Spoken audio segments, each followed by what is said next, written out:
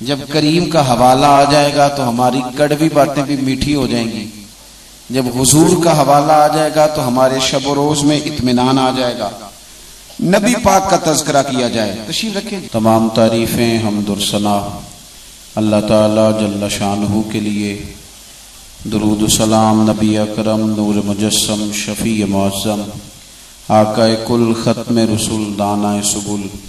احمد مجتبیٰ جناب حضرت محمد مصطفیٰ صلی اللہ تعالی علیہ وسلم کی ذات والا صفات کے لیے حمد و صلات کے بعد، عزیز دوستو، بزرگوں، بھائیوں، بالخصوص حضرات علماء کرام، قبلہ مفتی صاحب، دوستو، استقبال ربیع الاول شریف کے خوبصورت عنوان کے سائے تلے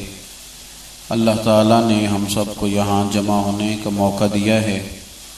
اللہ تعالیٰ ہماری نیتوں کو، ارادوں کو اخلاص کا وضو نصیب فرمائے، ہر ریاکاری سے، ہر تصنع سے، ہر بناوٹ سے، ذاتی شہرت سے، ذاتی مفادات سے اللہ تعالیٰ ہم سب کو محفوظ فرمائے۔